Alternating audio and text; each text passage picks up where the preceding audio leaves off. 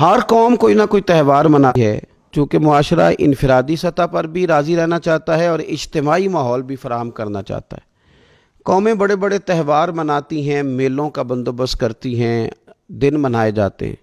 اسلام کے اندر بھی دن منائے جاتے ہیں، اور بڑی قریب ایک دن آنے والا ہے جسے عید الفطر کہا جاتا ہے۔ لیکن اسلام کے تہوار باقی قوموں کو یہ بتاتے ہیں کہ تہوار منائے کس طرح جاتے ہیں۔ تو سب سے پہلے تو یہ یاد رکھیں کہ اسلام کے اندر جب عید آتی ہے تو اس کا کوئی مقصد ہے، اور ہم نے عید کو کس طرح منانا ہے یہ سارا کچھ ہمارا دین ہمیں بتاتا ہے۔ پہلے تو یہ آپ دیکھیں کہ عید مسلمان نے کس طرح منانی ہے۔ سویرے جب اس نے اٹھنا ہے تو اس نے فجر کی نماز کے بعد دوبارہ سے تیاری کرنی ہے، غسل کرنا ہے، صاف لباس پہننا ہے، خوشبو لگانی ہے، اور کرنا یہ ہے کہ نماز کے لیے جانا ہے۔ اس کے عید کا آغاز، اس کے اس خوبصورت تہوار کا آغاز اللہ تبارک و تعالیٰ کی عبادت سے ہو رہا ہے۔ اور عید منا کب رہا ہے؟ رمضان کے 30 روزے پورے کرنے کے بعد، یا 29 کا چاند دیکھنے کے بعد۔ تو سب سے پہلے ہمیں یہ بتایا جا رہا ہے کہ جب تم عید مناؤ گے تو تم سجدہ شکر کے ساتھ مناؤ گے، اپنے رب کے ساتھ جوڑ کے مناؤ گے، اللہ تبارک و تعالیٰ کی عبادت کے ساتھ مناؤ گے۔ تو اس میں کوئی شور و غوغا نہیں، کوئی ریلیاں نہیں، کوئی جلوس نہیں، کوئی پٹاخے نہیں، کوئی گانا باجا نہیں۔ اللہ کی عبادت کے ساتھ بتایا جائے گا کہ تمہارا جو تہوار ہے وہ تہذیب کا، شائستگی کا، خوبصورتی کا، نظم و نسق کا ایک بہترین ذریعہ۔ تم بڑے راضی جب ہوگے تو پھر بھی تم اپنا ساری جھکاؤ گے رب کی بارگاہ میں، پھر بھی تم یہی کہو گے سبحان ربی العظیم، پھر بھی تم یہی کہو گے سبحان ربی الاعلیٰ، پھر بھی تم اس کی بارگاہ میں جبین نیاز جھکاؤ گے۔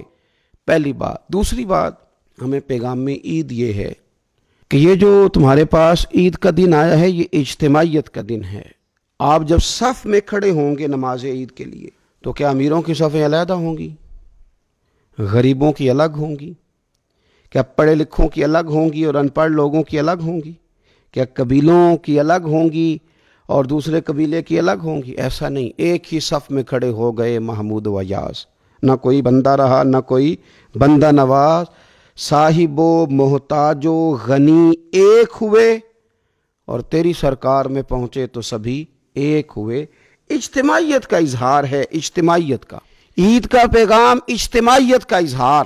اور پھر نماز عید ختم ہوئی تو سب نے ایک دوسرے کو گلے لگایا، غریب نے امیر کو، امیر نے غریب کو، پہلے ایک صف میں نماز پڑھی پھر گلے لگایا، چھوٹے نے بڑے کو، بڑے نے چھوٹے کو، سب ایک دوسرے کے ساتھ محبت کا رشتہ قائم رکھنے لگے۔ تو عید نے دوسرا پیغام اجتماعیت کا دیا کہ تم اللہ تبارک و تعالیٰ کی توحید کے نام پر، تم رسول پاک صلی اللہ تعالیٰ علیہ وسلم کی غلامی کے نام پر ایک ہو، ایک۔ ہزاروں قومیں وجود میں آئیں دہر میں خشک و تر کے رشتے سے، پر ہم نے بنیاد دوستی رکھی یاد خیر البشر کے رشتے سے۔ اور اقبال کہنے لگے اپنی ملت پر قیاس اقوام مغرب سے نہ کر، خاص ہے ترکیب میں قوم رسول ہاشمی۔ یہ جو نماز پڑھ رہے ہیں اور بعد میں گلے مل رہے ہیں، ان کا ایک ہی تعارف ہے کہ یہ رسول ہاشمی کی قوم ہے۔ یہ تعارف، اجتماعیت کا درس، پیار کا درس، مساوات کا درس، چھوٹے بڑے کے فرق کو ختم کرنے کا درس، امیر غریب کی تفریق مٹانے کا درس، اس کا نام عید ہے۔